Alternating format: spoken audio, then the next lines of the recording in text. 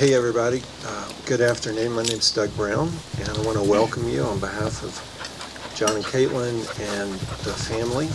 And we're here today because we love them, right? And when you love somebody, you share life with them, you share their joys, and you also share their sorrows. And I think we're not just here today for them, but I think maybe a lot of us are here today for ourselves too. We need to be here. When something like this happens to you or to somebody you love, it feels like a violent intrusion into your life that can create quite a wound. And I think the healing for that wound doesn't come quickly, but I think most of the time it comes in communion. And so that's why we're here today. So I want to thank you for coming and invite you to participate in this beautiful service that John and Caitlin have planned for us.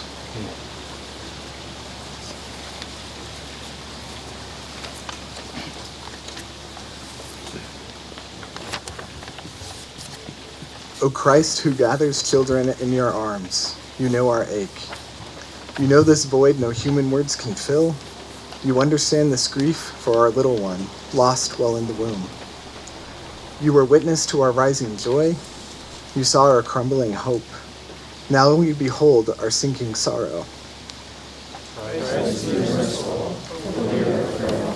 In our frailty, we suffer such loss. Heavenly Father, see what room our love had already carved out, in our home and in our hearts, for the welcome and the wonder of this child, whose face we had not kissed, whose tiny hands we had not held, but who is already precious to us.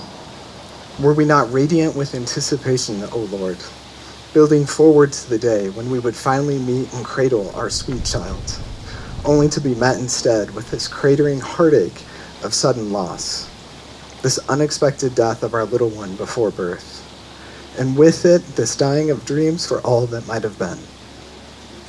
Christ, be merciful, for we are frail.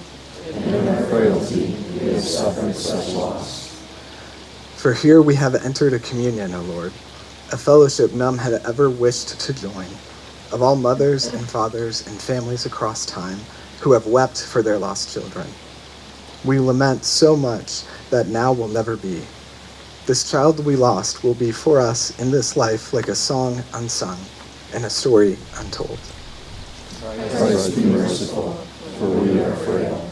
And in our frailty, we have suffered such loss.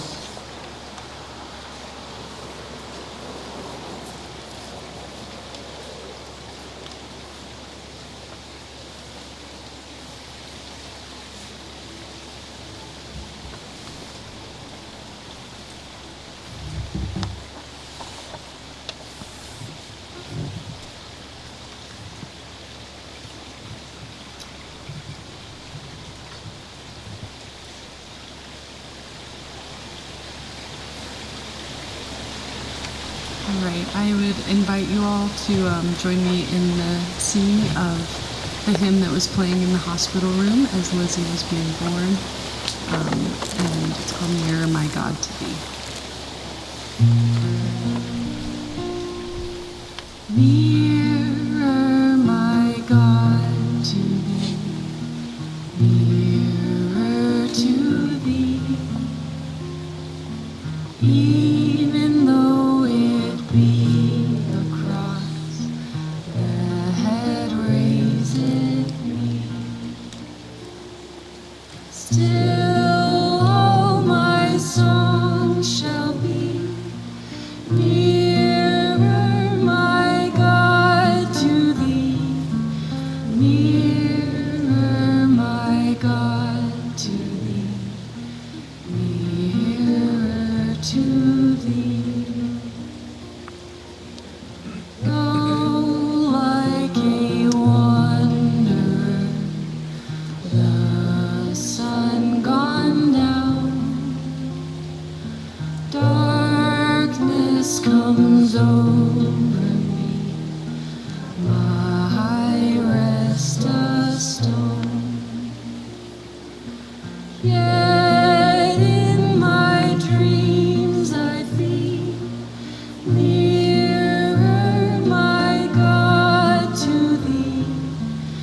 Nearer, my God, to thee.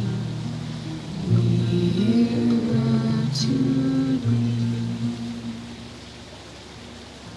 There let me see the sight, an open heaven, all that thou sendest me, in mercy given.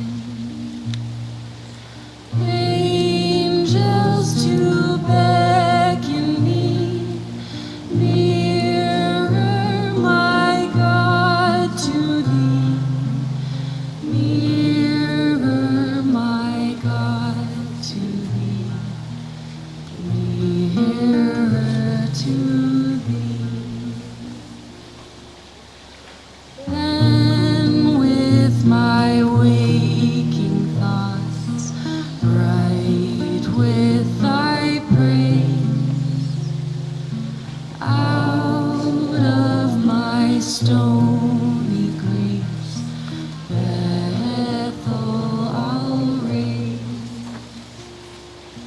So by my woes to be nearer, my God, to thee.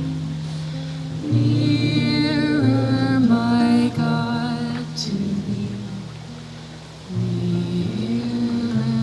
to thee.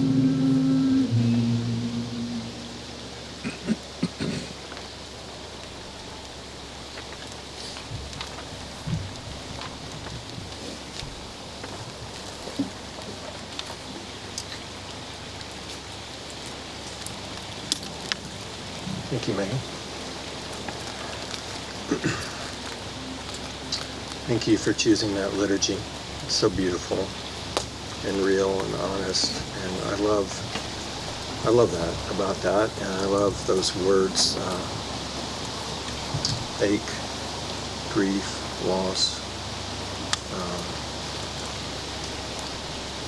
rising joy, crumbling hope, sinking sorrow. It does a good job of acknowledging reality, but it includes our frailty as well. I've always liked Psalm 103 because it says that God is the Father of compassion who remembers that we're dust, remembers our frailty, doesn't despise it, doesn't reject us for it, but embraces us with it. Whenever something like this happens, whenever suffering of any kind happens to us, the most natural question that we are tempted to ask is why? Why? Especially for those of us who profess to be in a relationship with a loving God. Like, why would a loving God let something like this happen? And I don't think there are any good answers for you guys. And I would be suspicious of anybody that speculated too much in us. But there's probably nothing that can raise that question in our lives more than the death of a child. It is a deep black hole. The only way I think you can ever survive that is by the loving arms of Jesus catching you as you fall.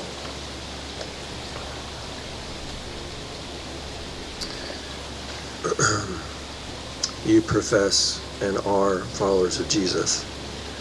So your life with Jesus is lived in a tug of war. It's lived in a tension. There's no escaping that. Because on the one hand, we have the beautiful good news that with Jesus has come God's beautiful kingdom, and there's love, and there's life, and there's joy, and there's healing with that. There's redemption, there's overcoming things in that, in the reality of the presence of the beautiful kingdom. But the other reality is that it's not here fully. And it won't be here fully until he returns to make all things new. And in the meantime, every one of us lives under the effects of the fall. We get sick, we die, we suffer, we get disappointed in this life, and we groan. We groan. At least the Bible's honest about that. And the Apostle Paul is particularly honest about that. And a lot of people think that the book of Romans is kind of like the mountaintop of the New Testament, and if that's true, they would say chapter 8 is like the summit of the mountaintop. And so in that one chapter, Paul talks about this tug of war that we're all living in as followers of Jesus. That on the one hand, we have this relationship with God through the Holy Spirit, where he adopts us as his children, and on the other hand, we groan. We groan.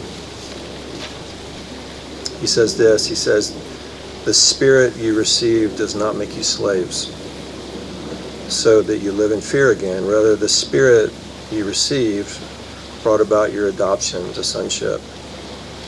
And by him, the Spirit, we cry, Abba, Father. The Spirit himself testifies with our spirit that we are God's children. Now, if we are God's children, then we are heirs, heirs of God and co-heirs with Christ. That's beautifully good news. And yet Paul says this, indeed, we share in his sufferings in order that we may also share in his glory. He goes on and says, I consider that our present sufferings are not worth comparing with the glory that will be revealed in us, for the creation waits in eager expectation for the children of God to be revealed. In other words, we all live in the midst of a groaning creation that's waiting and groaning, really like Paul uses the metaphor of labor and childbirth, until he returns to make all things new. And so there is no escaping this groaning, and yet there's promise. When you guys receive the news of Lizzie's conception, a whole brand new room was opened up in your heart, and in hearts of grandparents and aunts and uncles and family, and a whole new room was opened up in your heart with anticipation, with joy, and with dreams for her. And the room's still there. It's not going away. It'll be there. Now it's mingled with sadness, sorrow, and groaning.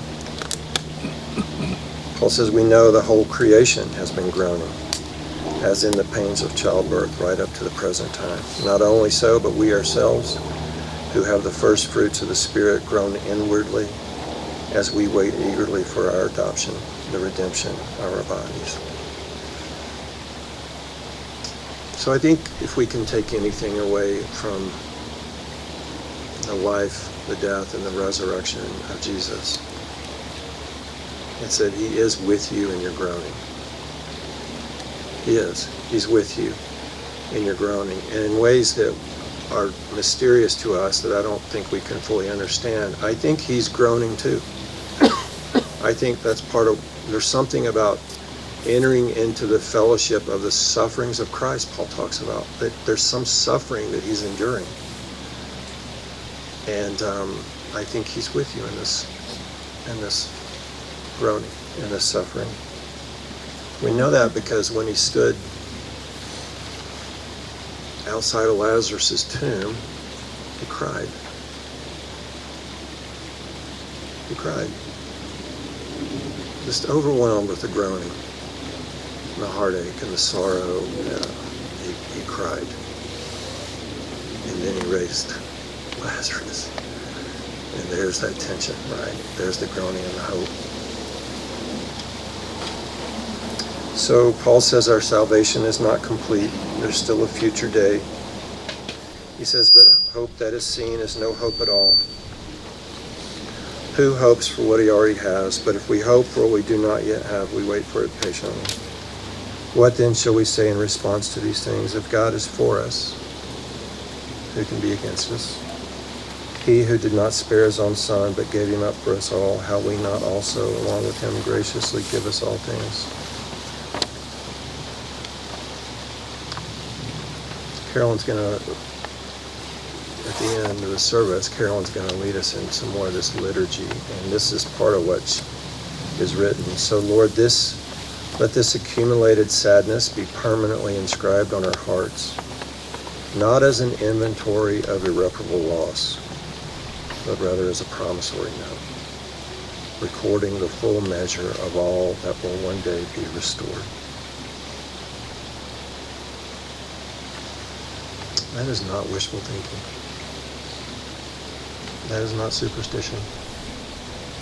That is reality. Because that promissory note was signed with the blood of the Son of God, Jesus Christ, who entered into our humanity, who suffered in our humanity, was crucified in our humanity, has been resurrected, and still holds our humanity. That's a guarantee right there that there's a better day coming. And I want to say to you guys, that day includes a radiant Lizzie. A radiant Lizzie. Forever. A radiant Lizzie that you will know and you will love, and she will love you. Hold on to that hope. Okay? Hold on to that.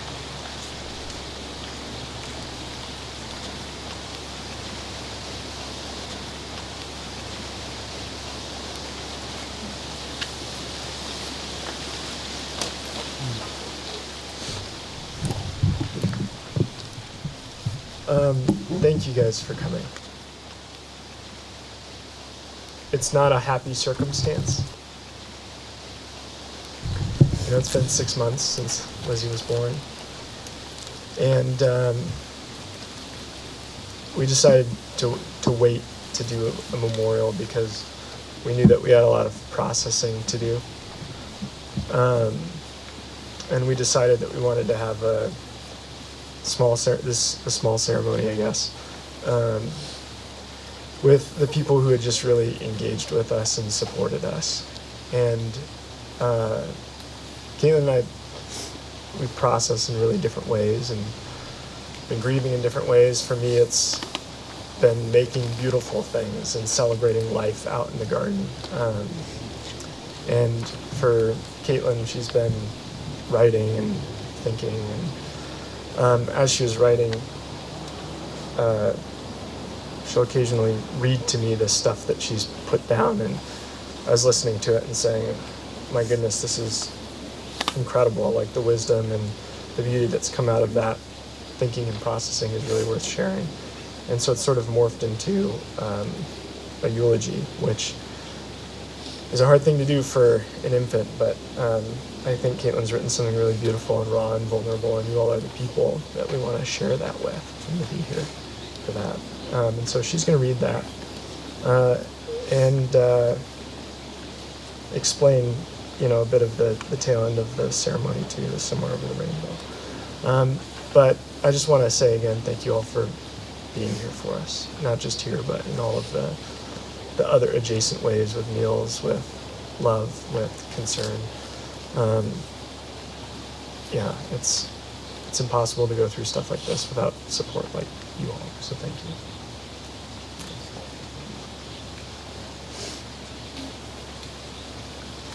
Hi.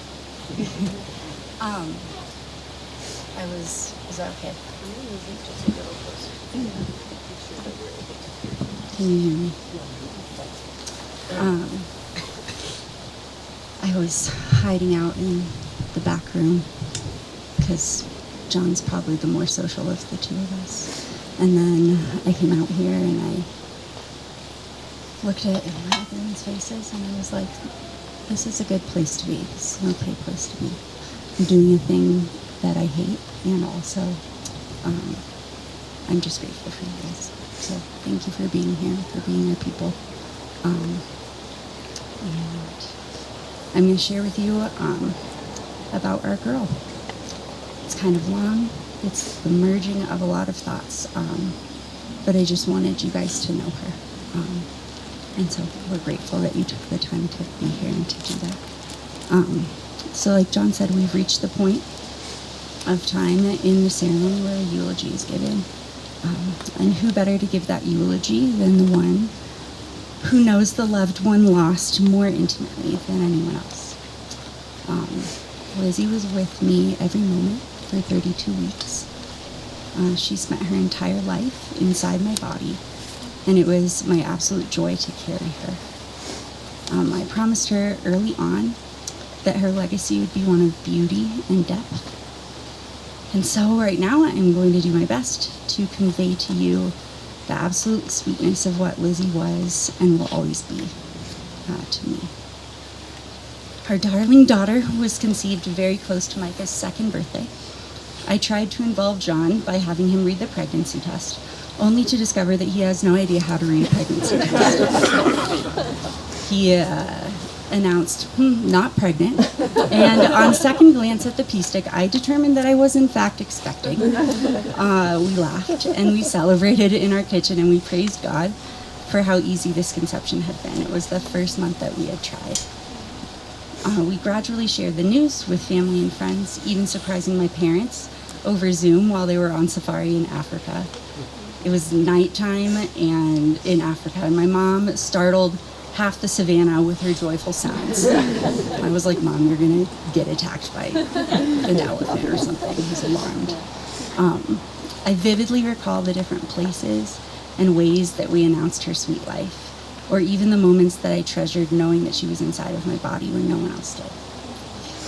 I now feel the sting of her absence so acutely when I find myself in certain locations and situations, especially this time of year. Our friend Meredith was the first to know Lizzie's gender, as we gave her the envelope containing the information as part of her birthday gift. And if you know Meredith, you know that was literally the perfect person to how to do this. She's here, she's hilarious. After the reveal, John and I went straight to Target and bought a precious pink dress and gold shoes to announce to the rest of our friends and family. We were both so excited to have a little girl. Lizzie was very active, and I felt her kicks mostly on the left side of my belly. I rest my arms on my lap, and although I can't feel on the inside, then my forearms hit my belly when I'm pregnant. And my hope is to get a tattoo on my forearm right here, where she consistently made her presence known, despite the fact that I was often quite distracted by caring for her 2-year-old brother. Micah was still working out the details of what it meant to have a baby sister.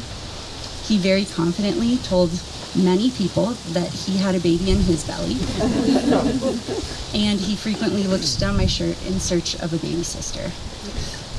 He did have the opportunity to see an ultrasound at one of my appointments, and Lizzie definitely showed off. Auntie Meg was there too, and I'm really grateful that he and that Meg got to witness her in this way. Lizzie traveled with us to the Netherlands just before Christmas, and I love that in some way our sweet community there did get to join with us in knowing her and in celebrating her little life. In early February, she journeyed to Arizona with the whole Wanberg family. You can look in her little garden. There's some hanging art, and that comes from the Taliesin Museum. I can't remember how to say that, but where all of us were together. And it's just a sweet memory of precious moments where so much just felt right. One of the hardest things I've realized with stillbirth is that it happens so quickly. All is fine one moment and then it's not. On March 4th, we went for an ultrasound after I hadn't felt much fetal movement, and doctors determined then that Lizzie's heart was no longer beating. I delivered her peacefully very early in the morning on March 6th. John and I were both really nervous to meet her. The nurses clothed her in a lavender dress and a darling hat with a pink bow. We wrapped her in a pink blanket, held her little hands, and savored the weight of her tiny body in our arms, trying to solidify the feeling of it all. Family members were able to come and meet Lizzie at the hospital, including Big Brother Micah. He brought her a card. He gave her gentle pats on her belly and her cheek, and he suggested that we sing Somewhere Over the Rainbow to her, which the two of us did. To this day, he refers to her as a cutie pootie. Lizzie looked like she was sleeping. She was very peaceful. And I did make, you guys will see it over there on the little table that we have. I made a little book for Micah, just about being a big brother. If you guys want to look through it, you're welcome to. At approximately 7 p.m. on March 6th, after spending only 18 hours with the physical body of our darling daughter, we arranged her bassinet with a tiny vase of pink ranunculus and a battery-operated candle. We tucked her underneath her pink blanket, bringing its twin home with us. We kissed her perfect nose and cheeks one final time, and we turned our backs and left her, entering into a world turned upside down from all we'd been expecting and anticipating for the last 32 weeks. At this moment, all of the memories we would ever make with the physical body of our daughter, both alive and dead, were solidified. We have what we have. The relationship has grown the most it will ever have the chance to, and there will be no more. Here we encounter a question and a source of many grief storms for me over the past weeks and months, which is, how do you write a eulogy and plan a service for someone you didn't really know? And what a terrible question, especially when that someone is your daughter. Knowing her's your job, knowing her's your joy. And I know the natural response to this is to kind of pacify and to say, oh, you did know her. And that's true. I undoubtedly knew her better than anyone else on earth. But the degree to which I knew her still falls devastatingly short of the degree to which I had hoped and dreamed to from the moment I knew that she existed. There's even a level of guilt here for me for not paying closer attention to every little movement and when and why they may have occurred. I'd love to be able to tell you that she was more active when there was music, or when I ate different foods, or when I laid in different positions. But truly, I don't know. This goes back to what I mentioned at the beginning about the difficulty of stillbirth. Everything is just fine until it's not. And after having a healthy pregnancy and birth with Micah, my default expectation was that I would have many more opportunities to know Lizzie Earthside, to see the color of her eyes and her hair, to hear her coo and giggle, to watch her likes and dislikes and opinions emerge. And yet here I find myself with a few photos and keepsakes, a few finite things that remind me of her, with phantom kicks on my forearm where I felt her wiggle and squirm, and ultimately with a heart that will just forever ache for more.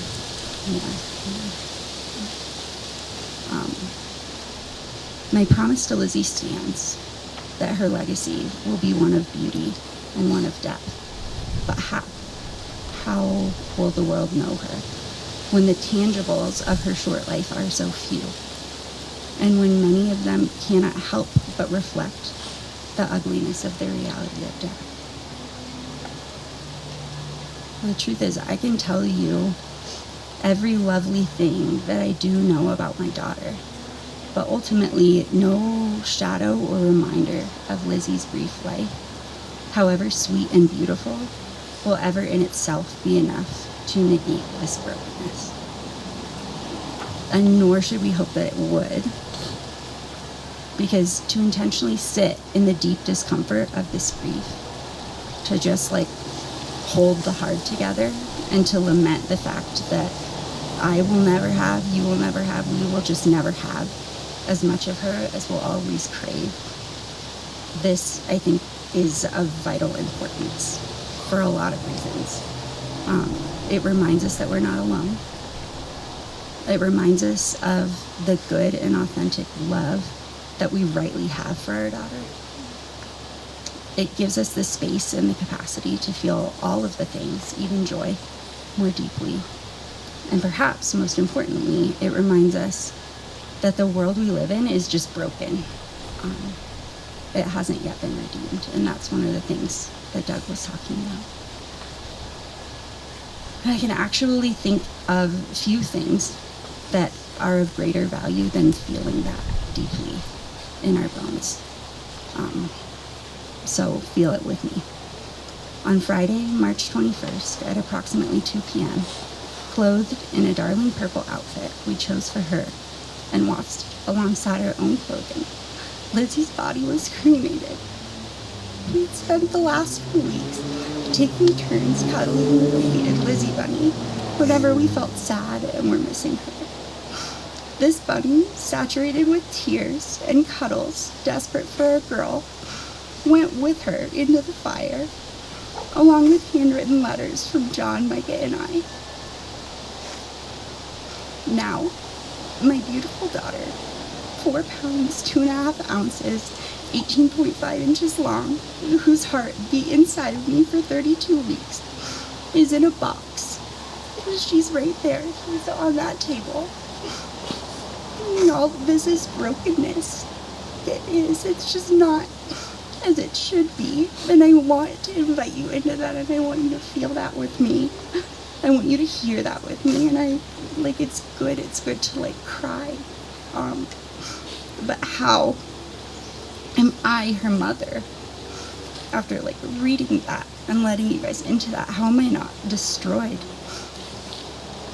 How is any sweetness not consumed by sorrow and by bitterness? How can her legacy be what I promised her it would be? And the answer is not because I knew that music made her kick or that she liked it when I ate Mexican food, because I did not know that. Not because I know the color of her eyes or the sound of her voice, because I don't. And not because we all remember her when we see a crocus or a particular shade of lavender. But because the lack of her here, the not knowing of all the things that should be known about her, the brokenness of the fact that no matter how much I reach and I try to cling to all of these fleeting tendrils of her, what I know is no, and it will never be enough. All of this makes me, and hopefully us together, and want just to invite you into that, yearn for the only thing that promises not just to fix, but to literally undo all of the things about this that I and we rightly hate. Do you see that there is sweetness there, and there is beauty there, and there is depth there? This is a propagation of a hope rooted in the promise of eternity, and this stemming not from the glazing over of sorrow and anger, but from the feeling of it collectively, so deeply that we cry out, how long? This is a hope that literally cannot be shaken, and one that only grows deeper with the increase of loss and brokenness. So rooted here, I can really securely hate this brokenness and feel this sorrow fully, and I should, to the extent that I echo Paul's words that to die would be easier than to continue to live out the rest of my days here on earth. And I can concurrently remember that God has not broken any of his promises to me by giving my daughter a short life. In actuality, he has promised that things like this would happen. That in this world we will have trouble, but take heart, for truly he has set into motion in the death of Jesus the restoration and literal undoing of every broken thing, even this. When you remember our girl, and I hope that you will, I made a bunch of beautiful things that you can take to remember her. I made these little crocuses. You probably already saw them, but I made these beautiful little dried crocuses and the crocuses come up right around her birthday. But when you remember a girl, and I hope that you will, weep with us, lament, and feel the ache of her absence, and do not be destroyed by despair. And remember that because of Jesus, we can also hope for and yearn for and even live into the future joy of being united in eternity. This is beautiful. This is deep. And this is true sweetness. And to me, this is Lizzie's legacy.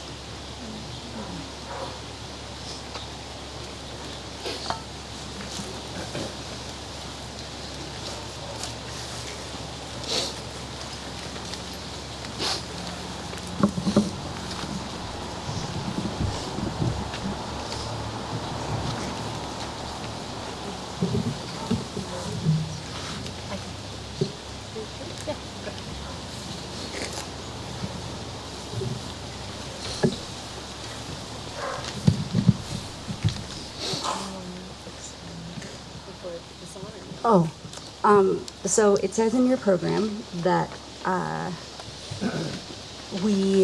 Micah was in a phase so I've thought about, for a lot of reasons, but I've thought about what we know about Lizzie, but also, like, what did Lizzie know about us?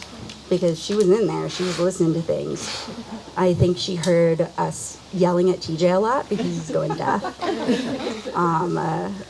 And she probably was like, gosh, that dog, he's trouble. But one of the things that she will have heard a million times is the song Somewhere Over the Rainbow, because that was Micah's favorite song when I was pregnant with Lizzie, and we sang it every night. Micah is a memorizer. He's a musician. He's a budding theater kid. Love it. And he would sing with us. And so John captured a very sweet little video, and it would be amiss to not include Micah's little sweetness in the service. So we're going to intro this song with a little Micah.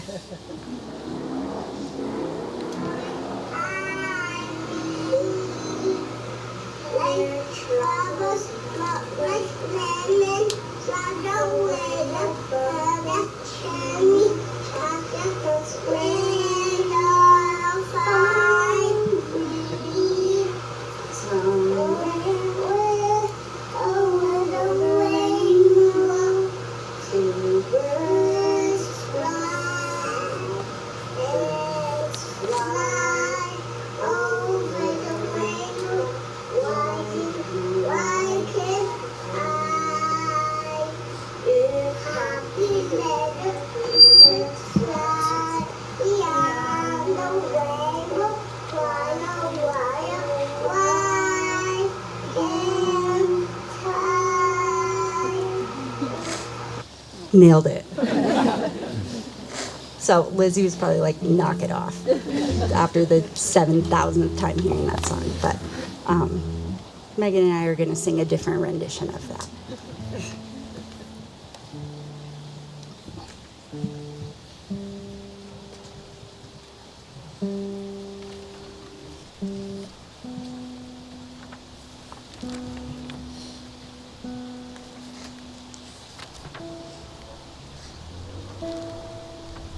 Also, John gave me a shout out for writing, and we also should give a shout out to John for the beauty of the garden and little Lizzie's garden. I don't know if we ever explicitly talked about that we have a special place that's kind of set out for her, and you'll find it back there with her bench, the 1,200-pound block of stone that John and Tom moved. I can show you videos. It's very impressive. I'm glad my husband's an engineer. But enjoy that. It's really sweet. Somewhere over the rainbow, way up high, there's a land that I heard of once in a lullaby.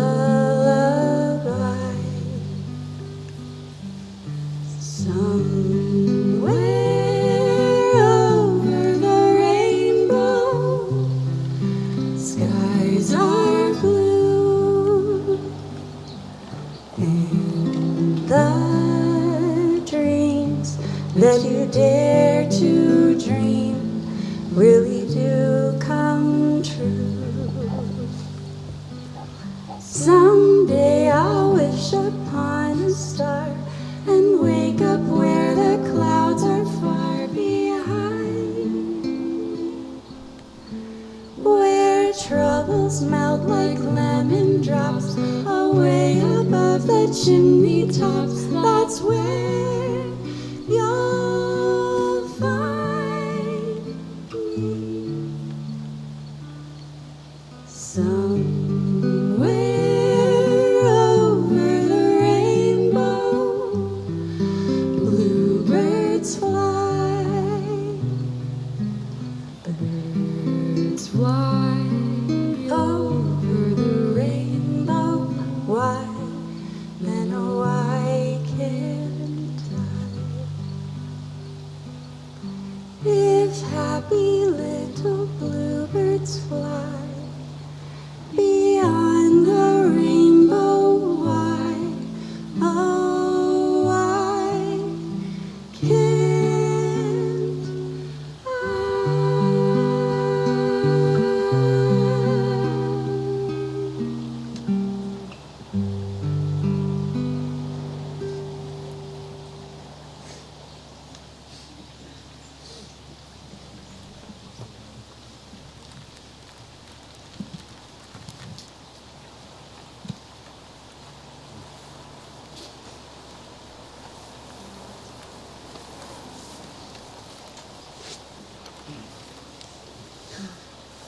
Okay, well, as Doug mentioned, I'm going to close us with just a brief benediction. I love that we get to hear it read over us twice. And then as soon as we're finished, please feel free to grab a drink, some food. There's a gorgeous spread inside, and just enjoy the beauty of this day and remember Lizzie with us. So Lord, let this accumulated sadness be permanently inscribed on our hearts, not as an inventory of irreparable loss, but rather as a promissory note recording the full measure of all that will one day be restored. Thanks be to God. Amen.